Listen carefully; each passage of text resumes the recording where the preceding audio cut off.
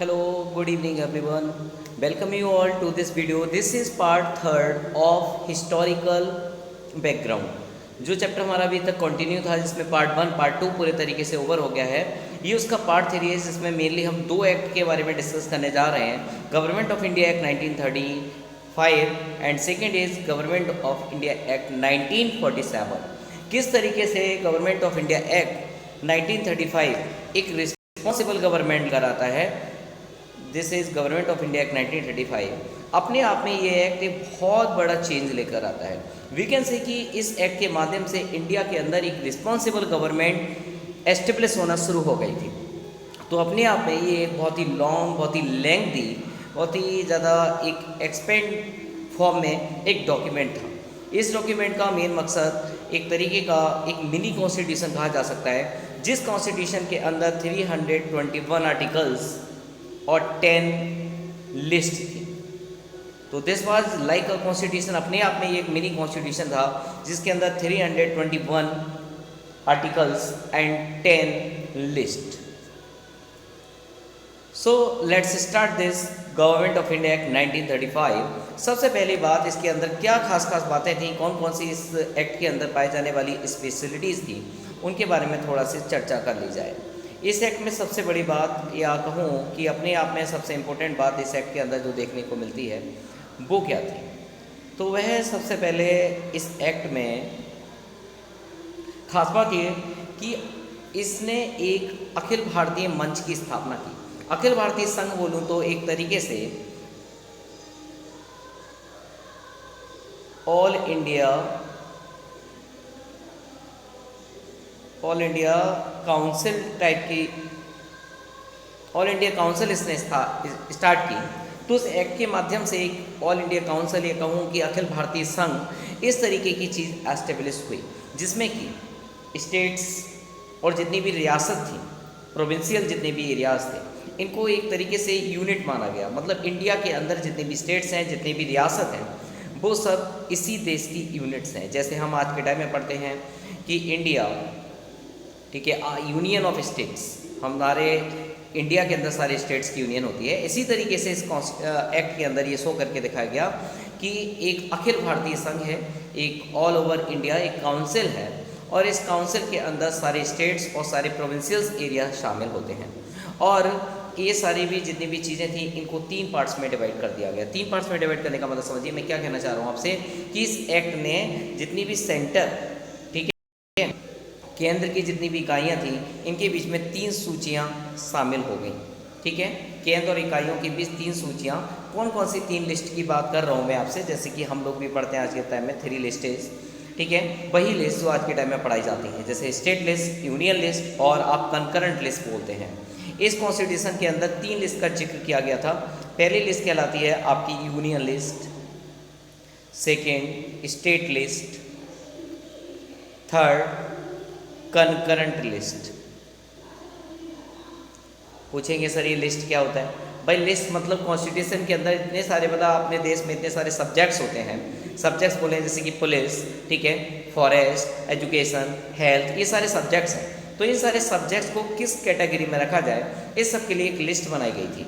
ठीक है, इसमें 3 पार्ट्स थे, 1 union list, second state list and third is concurrent list. वो सारे सब्जेक्ट जो यूनियन देखेगा, एक तरीके से सेंट्रल अथॉरिटी देखेगी, वो सब यूनियन लिस्ट में रखे गए। ठीक है, जैसे आज के टाइम में हम लोग देखते हैं कि कम्युनिकेशंस, ठीक है, इसके अलावा डिफेंस और फॉरेन अफेयर्स, ये सब यूनियन लिस्ट में रखा जाता है। इसके अलावा स्टेट लिस्ट में पुलिस वगैरह, ये सारी चीज़ें, और कंकरेंट लिस्ट इस पे लॉ बनाने की पावर दोनों के पास होती है। समवर्ती सूची में ऐसे सब्जेक्ट्स आते हैं कंकरेंट लिस्ट। तो इस तरीके की लिस्ट इसमें डिस्कस किया गया था इसके बारे में गवर्नमेंट ऑफ इंडिया एक्ट 1935 में। ठीक है, और क्या खास बातें थी इसकी, एक तरीके से जो पावर्स थी वो एक तरीके से शेयर कर दी गई। इनडायरेक्टली डायरेक्टली जो भी बोला जाए तो वो पावर शेयरिंग का एक कॉन्सेप्ट था कि पावर्स को शेयर कर दिया गया था। जितनी भी अवशेष शक्तियाँ थी, कहने का मतलब जो रेजिडुअल सब्जेक्ट्स बचेंगे, उन सब पे कौन कानून बनाएगा, मतलब जो लिस्टेड नहीं हुए हैं उन पर कौन कानून बनाएगा। तो इसके लिए लॉ बनाने के लिए सारी पावर्स वायसराय को दे दी गई। To home the power was sponsored, power was sponsored to viceroy. मतलब जो सब्जेक्ट बचे हुए हैं उस पर पावर किसको दे दी गई है, स्टेट को दे दी गई। मतलब सारी पावर्स स्टेट, सॉरी एक इस गलत बोल रहा हूँ मैं, स्टेट को दे दी गई, वायसराय को दे दी गई।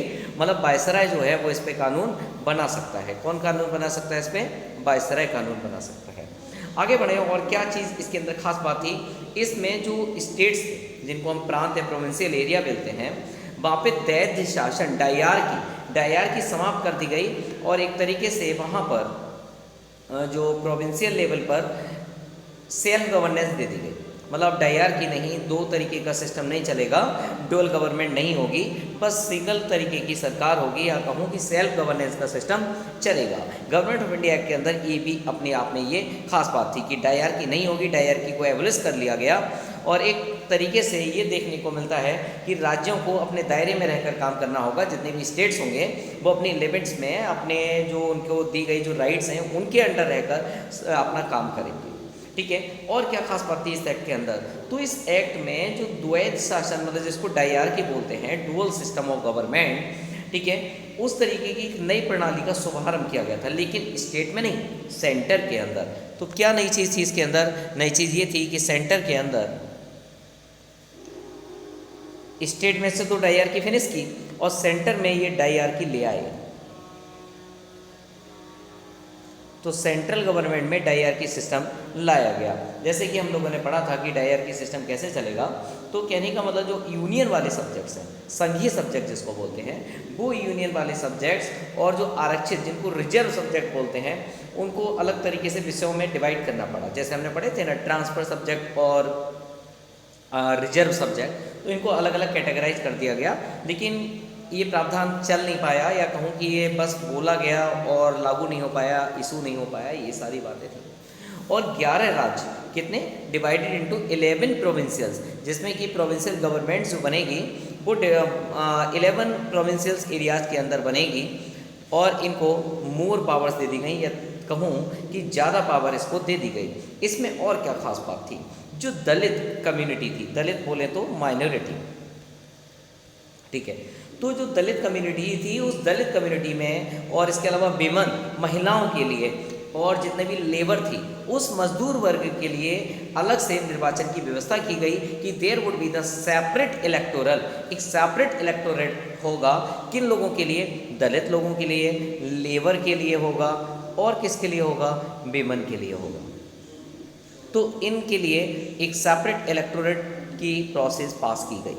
ये इस कानून के अंदर या गवर्नमेंट ऑफ इंडिया के अंदर एक खास बात थी। और जो सांप्रदायिक प्रतिनिधित्व चल रहा था, इस व्यवस्था को और तरीके से एक्सटेंड कर दिया गया। जो हमने कम्युनलिज्म कल पढ़ा था, वो कम्युनलिज्म यहाँ पे देखने को मिलता है और ज़्यादा एक्सटेंड हो जाता है। बताइए आप, विमेंस के लिए अलग सेपरेट इलेक्टोरेट होगा, दलित के लिए सेपरेट इलेक्टोरेट होगा, लेबर के लिए अलग से इलेक्टोरेट की व्यवस्था की गई थी। तो इस एक्ट में मतलब भारत परिषद जो थी, इंडियन काउंसिल, उसको एक तरीके से एबोलिश कर दिया गया, उसको ख़त्म कर दिया गया। और इंग्लैंड में भारत का जो सचिव था, जिसको हम बोलते थे इंडियन सेक्रेटरी को सलाहकारों की टीम मिल गई थी। ठीक है, तो ये सारी बातें थी इस एक्ट के अंदर जो बहुत ही खास थी। और कोई स्पेशल बात ये थी कि इस एक्ट के अंतर्गत देश की मुद्रा, इंडियन करेंसी और जितना भी साख होती है देश की, मतलब जिसको हम लोग बोलते हैं कि उसकी वैल्यू, तो ये सारी चीज़ें कंट्रोल करने के लिए बैंक बनाई गई थी इसी एक्ट के माध्यम से। जो आज के टाइम में आपकी एक सेंट्रल और फेडरल बैंक है, तो एक फेडरल बैंक बनाई गई थी। गवर्नमेंट ऑफ इंडिया एक्ट 1935 से ही आई है, जो आज के टाइम में RBI है। तो रिजर्व बैंक ऑफ इंडिया की स्थापना की गई थी गवर्नमेंट ऑफ इंडिया एक्ट 1935 के थ्रू। ये अपने आप में एक बहुत बड़ा स्टेप था। इसने ना केवल एक तरीके का जो संघीय लोक सेवा आयोग की स्थापना की थी, जो हमने देखा था यूनियन पब्लिक सर्विस कमीशन, बल्कि इसके लिए स्टेट पब्लिक सर्विस कमीशन भी इसी एक्ट में आया था। अब तक हमने देखा था कि जितना भी यूनियन कमीशन थी वो UPSC थी, लेकिन ये UPSSC नहीं थी। कहूँ कि अपने UPSSC का मतलब समझिए कि स्टेट लेवल पर स्टेट पब्लिक सर्विस कमीशन। तो ये स्टेट लेवल की पब्लिक सर्विस कमीशन अब तक नहीं होती थी, लेकिन हाँ, इस एक्ट के आने के बाद राज्यों में भी सिविल सेवाएं का शुभारंभ किया गया था, और संघ में भी पहले से ही ये पब्लिक सर्विस कमीशन चल रही थी। इस एक्ट के थ्रू 1937 में एक न्यायालय की स्थापना हुई। जो आप फेडरल कोर्ट की बात करते हैं, वो एक फेडरल कोर्ट 1937 में इस एक्ट के माध्यम से ही बना था। फेडरल कोर्ट, सुप्रीम कोर्ट लाई, ठीक है। तो एक फेडरल कोड बनाया गया था 1937 में, ठीक है। ये सारी इस एक्ट के अंदर पाई जाने वाली कुछ खास बातें थी, ठीक है, जो इस एक्ट में शामिल थी, ठीक है। तो ये चीज़ें आपको प्लीज़ ध्यान रखने की बातें हैं कि गवर्नमेंट ऑफ इंडिया एक्ट 1935 कितना इंपॉर्टेंट हो जाता है। इंपॉर्टेंट होने का कोई एक सिंगल रीज़न नहीं है, क्योंकि अपने आप में ये मिनी कॉन्स्टिट्यूशन का काम कर रहा है। इसके अंदर बहुत सारी धाराएँ थी, जैसे कि मैंने आपको बताया इस एक्ट में इतना लंबा था, इतना लंबा डॉक्यूमेंट था कि 321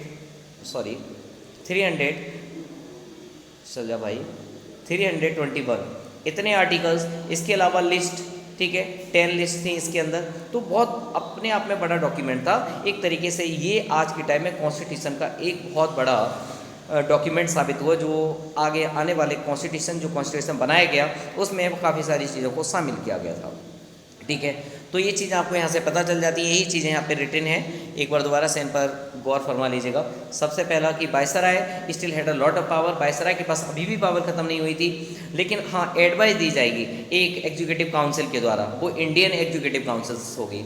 इसके अलावा डायरकी स्टेट में से हटा दी गई, ठीक है, और जबकि सेंटर में ला दी गई। 11 प्रोविंसेस होंगे, वहाँ पे एक प्रोविंशियल गवर्नमेंट्स होगी, उसको पावर और ज़्यादा दे दी गई। इसके अलावा इलेक्टोरेट्स सेपरेट कर दिए गए, एक तरीके से कहूँ कम्युनलिज्म बढ़ा दिया गया। माइनॉरिटीज़ के लिए सेपरेट इलेक्टोरेट्स होगा, विमेंस के लिए, लेबर्स के लिए, ये सब, ठीक है। और यहीं पर Burma was separated from India, Burma को इंडिया से सेपरेट कर दिया गया।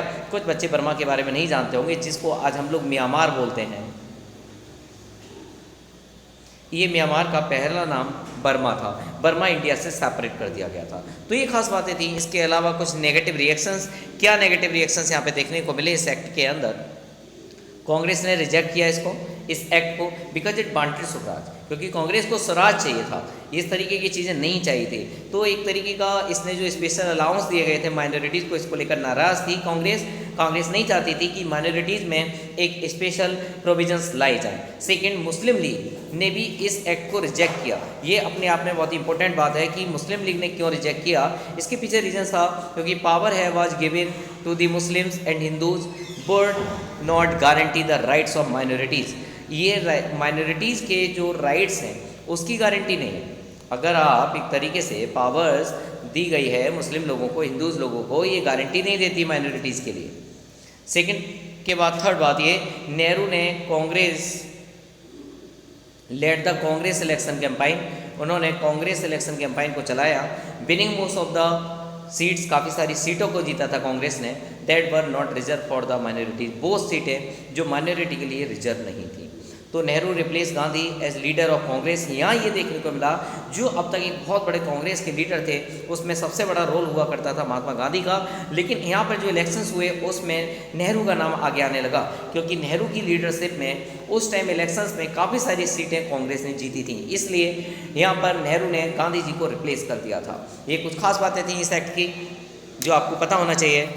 ये इंडियन काउंसिल एक्ट मैंने आपको कल ही पढ़ा लिया था, इसको पार्लियामेंट्री रिफॉर्म्स के नाम से जानते हैं, ये मैंने आपको कल ही बोल चुका था, ठीक है।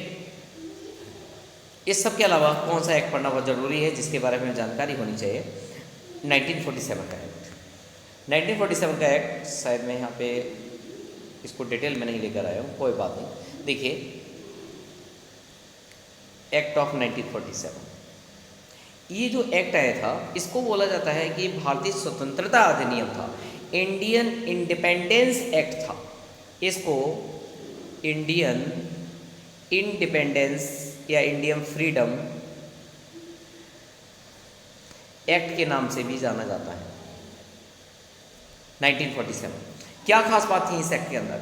25 फरवरी 1947 को प्रधानमंत्री जो किलीमेंट थे उस टाइम, किलीमंजारो याद आ गई मुझे, किलीमेंट का नाम लेती ही, तो उस टाइम जो वहाँ ब्रिटिश पीएम थे, ब्रिटिश पीएम बोलूँ तो क्लीमेंट एटली पूरा नाम था इनका। क्लीमेंट एटली ने ये अनाउंसमेंट किया कि 30 जून को, कब? 30 जून को क्या होगा? 30 जून को भारत में ब्रिटिश शासन समाप्त हो जाएगा।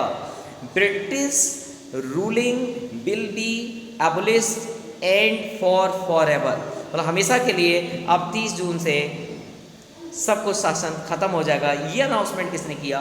पीएम ने किया था। कहाँ के पीएम? ब्रिटेन के पीएम, नाम था क्लीमेंट एंथनी, इसको एटनी बोलते हैं, इन्होंने ये अनाउंसमेंट किया। कब हुआ था अनाउंसमेंट?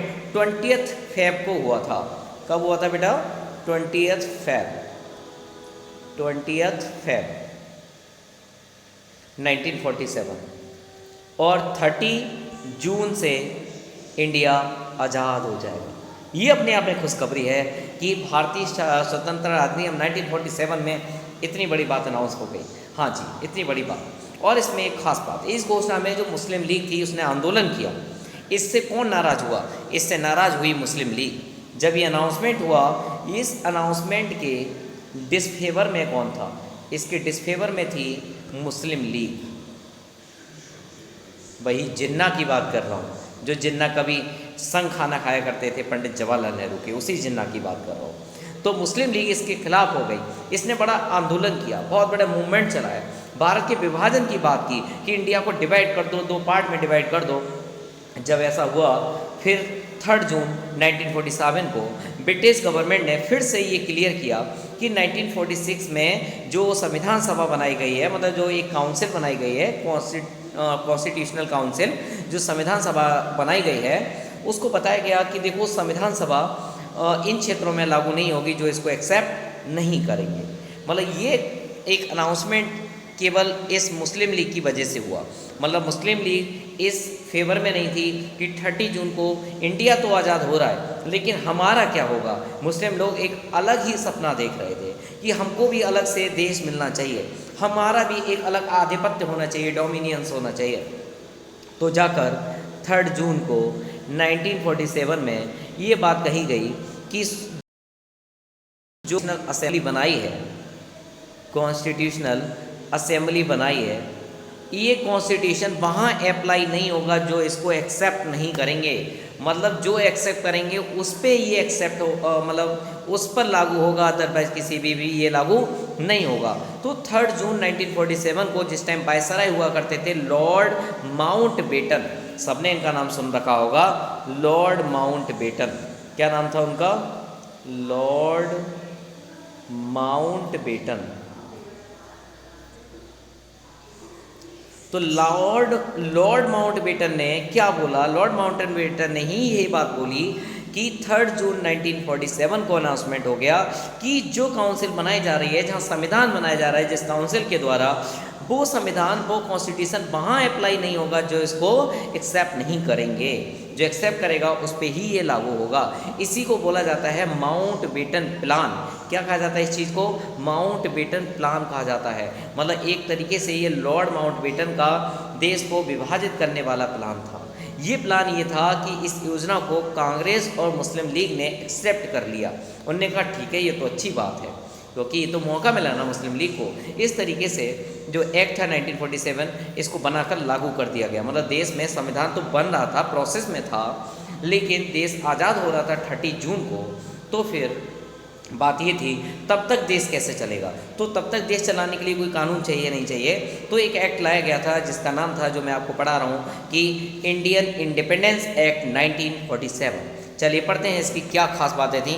इस एक्ट के अंदर क्या खास बातें देखने को मिलती हैं जिसकी वजह से ये एक्ट काफ़ी पॉपुलर हो जाता है। पहली खास बात इस एक्ट में ब्रिटिश राज पूरे तरीके से समाप्त। The end. किसका the end? The end of British rule. अब ब्रिटिश रूल नहीं होगा। पहली बात इस एक्ट की ये कि अब ब्रिटिश रूल नहीं होगा। कहने का मतलब कि इंडिया अपने आप में स्वतंत्र और संप्रभु राज होगा, अपना रिपब्लिक होगा, खुद डोमिनेटेड एरिया होगा, खुद डोमिनेटेड कंट्री होगी। इसमें भारत का विभाजन 2 डोमिनियंस में कर दिया गया कि 2 स्वतंत्र राज्य होंगे। इंडिया को 2 पार्ट में डिवाइड कर दिया गया कि 2 स्वतंत्र राज्य होंगे, राष्ट्र भारत और पाकिस्तान बन गए। सेकंड चीज़ इस एक्ट में देखते हैं कि India divided into 2, India and Pakistan. India को डिवाइड कर दिया गया जिसमें एक पार्ट पाकिस्तान बन गया इस एक्ट में। और क्या खास बात थी? और इन्हें ब्रिटिश राष्ट्रमंडल से अलग होने की बिल्कुल मतलब खुली छूट थी कि ये ब्रिटिश राष्ट्रमंडल से अलग हो सकते हैं, ठीक है, कॉमनवेल्थ से अलग हो सकते हैं। अदर वर्ड्स में वो बोलूँ, कॉमनवेल्थ से इनको अलग होने की छूट थी। मतलब कॉमनवेल्थ में जितनी कंट्री आती थी, बहुत सारी कंट्री कॉमनवेल्थ में आती हैं जहाँ कभी ना कभी ब्रिटिशर्स ने रूल किया है, ठीक है, तो वो कॉमनवेल्थ कंट्री से ये बाहर हो सकते हैं, ये इनको छूट थी। और क्या खास बात, वायसराय का जो पद था वो डेजिग्नेशन ख़त्म कर दी गई। वायसराय का पद खत्म हो गया, मतलब अब तक जो वायसराय रूल करते थे वो वायसराय का जो डेजिग्नेशन था वो फिनिश कर दिया गया। उसके स्थान पर दोनों डोमिनियंस में गवर्नर जनरल का पद लाया गया। क्या लाया गया उसकी जगह? बोले अब वायसराय नहीं होंगे, अब दोनों डोमिनियंस में मतलब पाकिस्तान में और हिंदुस्तान में दोनों जगह गवर्नर जनरल हो गए, ठीक है। उस टाइम तक के लिए गवर्नर जनरल होंगे जब तक इलेक्शन वगैरह नहीं हो जाता सारी प्रोसेस। तो गवर्नर जनरल का पद सृजित किया गया था, लाया गया था इस एक्ट के माध्यम से, और जिसकी नियुक्ति नए राष्ट्र की कैबिनेट की सिफारिश पर होगी। मतलब गवर्नर जनरल कौन होगा ये कौन डिसाइड करेगा? तो गवर्नर जनरल कौन होगा इस बात को डिसाइड करने के लिए जो नया राष्ट्र बनना है, नया नेशन बनना है, उसकी कैबिनेट की सिफारिश पर होगी। मतलब उसकी कैबिनेट डिसाइड करेगी गवर्नर जनरल के पद को। ब्रिटेन के ताज को करनी थी, लेकिन एक खास बात कि गवर्नर जनरल का जो पद बनाया जाएगा वो बनाया तो जाएगा राष्ट्र की कैबिनेट की सिफारिश पर, मतलब एडवाइस तो होगी उस देश की काउंसिल की, लेकिन बनाएगा कौन? ब्रिटेन का ताज मतलब क्वीन डिसाइड करेगी। मतलब एडवाइस दे सकते हैं इंडिया के लोग, मतलब जो काउंसिल है, लेकिन नियुक्ति वहीं से होगी, मतलब अपॉइंटमेंट वहीं से होगा। और क्या खास बात थी? हाँ, और ख़ास बात ये थी कि ब्रिटेन की सरकार को कोई नियंत्रण इस पर नहीं होगा। ब्रिटेन की गवर्नमेंट पूरे तरीके से कोई इंटरवेरेंस नहीं करेगी। और जानते हैं कुछ खास बातें इस एक्ट के माध्यम से कि इसमें दोनों डोमिनियन स्टेट मतलब इंडिया एंड पाकिस्तान, इनकी जो कॉन्स्टिट्यूशनल असेंबली थी उनको अपने देशों का संविधान बनाना और उसके लिए किसी भी देश के मतलब संविधान को अपनाने की शक्ति भी दी गई थी।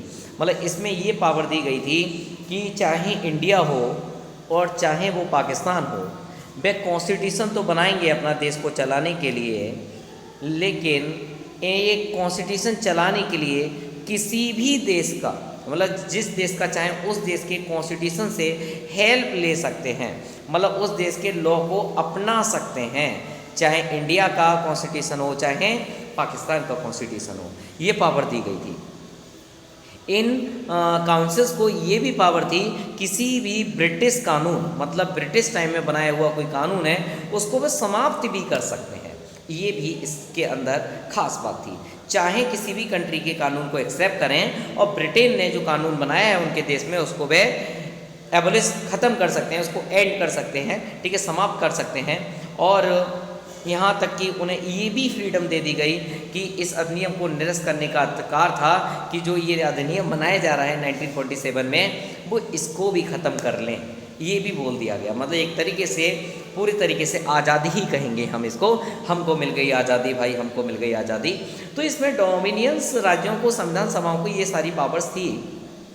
इस सब के अलावा और क्या पावर्स इनको दी गई थी? मतलब जो काउंसिल्स हैं वो काउंसिल मतलब जो कॉन्स्टिट्यूशनल काउंसिल है, कॉन्स्टिट्यूशनल काउंसिल कमेटी जो है वो कमेटी एक काम और कर सकती है। क्या कर सकती है कि नए संविधान का जो निर्माण किया जा रहा है, जो न्यू कॉन्स्टिट्यूशन कंस्ट्रक्ट किया जा रहा है, इसके कार्यान्वित नहीं होने तक, जब तक ये फोर्स में ना आए, जब तक ये प्रोसेस में ना आए, तब तक अपने क्षेत्रों में विधानसभा बना सकती हैं। मतलब तब तक वहाँ पॉलिटिकल स्टेबिलिटी मेंटेन करने के लिए लेजिस्लेटिव असेंबली बनाई जा सकती हैं। जब तक संविधान नहीं बनना है तब तक वहाँ पे लेजिस्लेटिव असेंबली के चुनाव करके मतलब एक तरीके से लेजिस्लेटिव असेंबली बनाई जा सकती हैं। और ख़ास बात 15 अगस्त 1947 के बाद ब्रिटिश संसद में, ब्रिटिश के पार्लियामेंट में कोई भी अधिनियम दोनों डोमिनियंस पर अब लागू नहीं होगा। अगर ब्रिटेन में कोई ब्रिटिश लॉ आता है तो वो लॉ अब किसी भी देश पे अप्लाई नहीं होगा, neither on Pakistan nor Hindustan, ना इंडिया पर और ना ही पाकिस्तान पर, और ना ही ये इस कानून को मानने के लिए बहुत ज़्यादा प्रेशराइज होंगे। इस कानून में ब्रिटेन में भारत का जो सचिव होता था सेक्रेटरी, वो पोस्ट ख़त्म कर दी गई। अभी मैंने बताया कि सेक्रेटरी का और वायसराय का पद खत्म हो गया था। एक पद आया था गवर्नर जनरल, लेकिन वो जब तक था जब तक कॉन्स्टिट्यूशन नहीं बन रहा है, ठीक है। और उसको चुनने के लिए एडवाइजरी बॉडी इंडिया की काउंसिल थी, लेकिन चुना जाना था ताज के द्वारा, मतलब क्वीन के द्वारा। तो ये बात है जी इसमें कि अब जितनी भी सारी शक्तियाँ होंगी वो राष्ट्रमंडल मामलों के राज सचिव को स्थानांतरित कर दी गई, ठीक है। मतलब जो वहाँ का राज्य सचिव बनेगा, जैसे इंडिया, तो इंडिया का जो भी सचिव होगा, जो सेक्रेटरी होगा, वो देखेगा सारे मामले। 15 अगस्त 1947 को भारतीय जितनी भी रियासत थी, रियासत समझ रहे हो जहाँ पर राजा रूल करते थे, वो सारी भारतीय रियासतों पर ब्रिटिश संप्रभुता की समाप्ति खत्म हो गई। कह सकते हैं कि सारे प्रोविंसेस, सारे स्टेट्स सब फ्री थे, मतलब जो चाहे वो इंडिया से जुड़ सकता था। मतलब कुछ तो स्टेट थे बन चुके थे।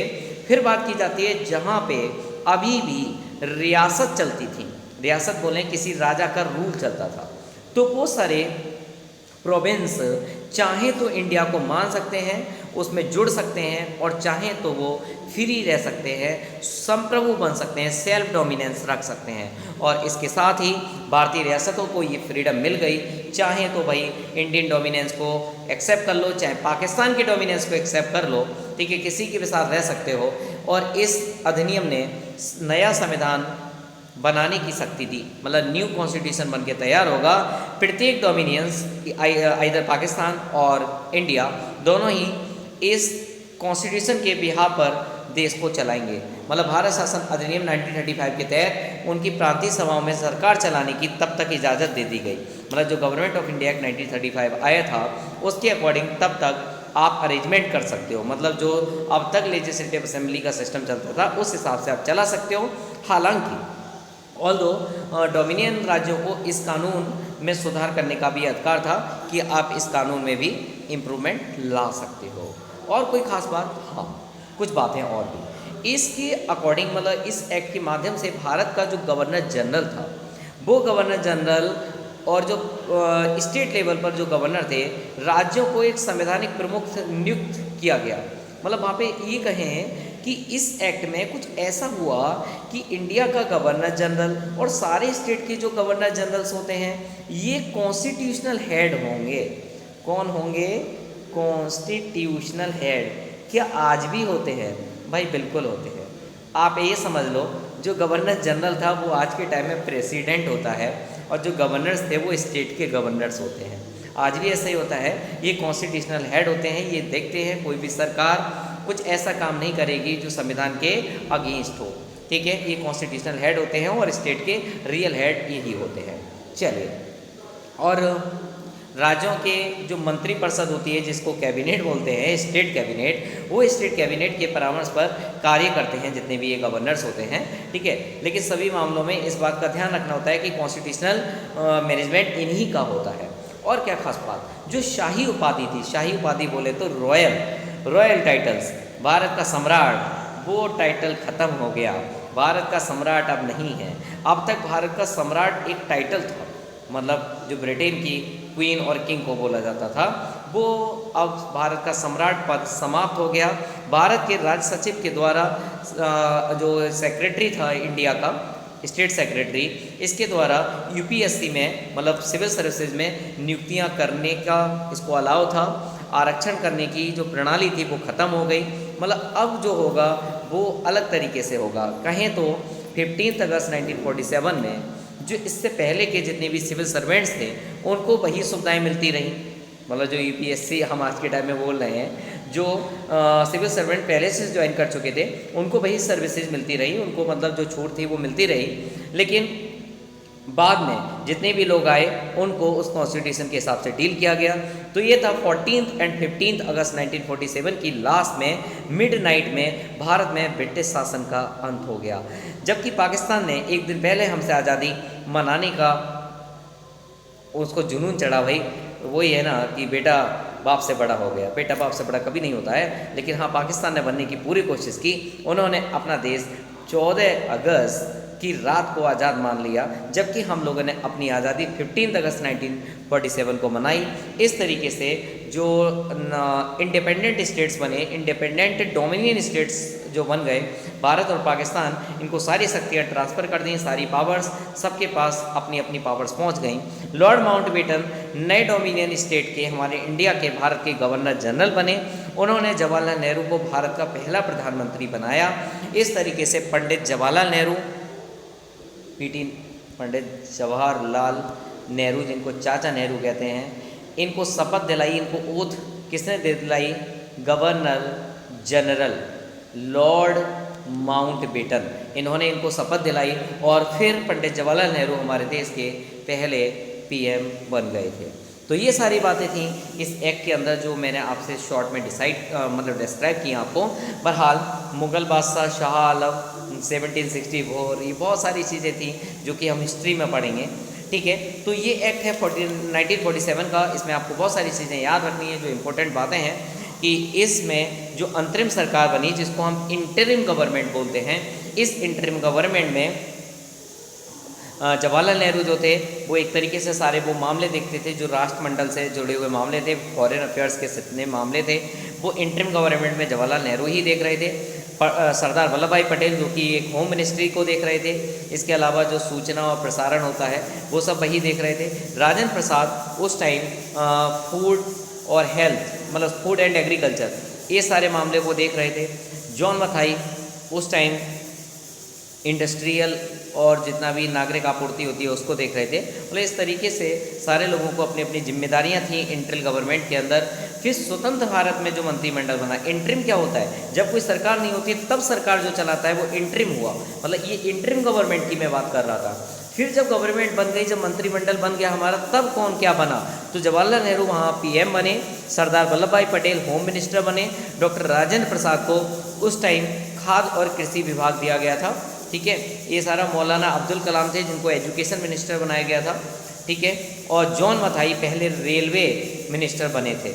इन सारे लोगों के नाम हैं। और लॉ मिनिस्ट्री किसके हाथ में थी? डॉक्टर भीमराव अम्बेडकर के हाथ में लॉ मिनिस्ट्री थी, ठीक है। तो इस तरीके से हमारे देश के अंदर पहला मंत्रिमंडल, फर्स्ट कैबिनेट 1947 में बन चुका था। इससे पहले देश आज़ाद होने के बीच में और संविधान बनने के बीच में एक इंटरिम गवर्नमेंट चलती रही, जिसमें कॉन्स्टिट्यूशनल कमेटी ने लोगों को चुना था, वो लोग सारी चीज़ों को मैनेज कर रहे थे। तो इस तरीके से हम 1947 में पहुंच गए। मतलब एक तरीके से कहूँ कि संविधान की प्रोसेस कंटिन्यू थी, संविधान की प्रोसेस कंटिन्यू थी। मतलब इस एक्ट में हम लोगों ने लोगों को चुन लिया था। अब हम देखेंगे कि कॉन्स्टिट्यूशन बना कैसे। मतलब अगली जो यूनिट स्टार्ट होने वाली है, नेक्स्ट चैप्टर जो मैं आपके साथ शेयर करने वाला हूँ, वो होगा the making of the constitutions. बहुत ही जल्दी हम उस चैप्टर पे आने वाले हैं। आप लोग इस पूरे चैप्टर्स को 3 वीडियोस मैंने बनाई हैं, पार्ट 1, पार्ट 2, पार्ट 3। इनको अच्छे तरीके से देखिएगा। चाहें तो आप अपने सेपरेट नोट्स बना सकते हैं। कोशिश की है मैंने कि हाँ सारी चीज़ें आपके साथ शेयर कर पाऊँ, कुछ छोड़ने की कोशिश नहीं की है, ठीक है। आप लोगों का भरपूर सहयोग मिलता रहेगा तो इस तरीके से वीडियो आपके साथ आती रहेगी। अगर आपको अच्छा लगा हो तो please like, subscribe and share with your friends, so that कि आप जो नॉलेज गेन कर रहे हैं दूसरे लोगों के पास भी नॉलेज बढ़े, क्योंकि जब पढ़ेगा इंडिया तभी तो बढ़ेगा India. Thank you so much.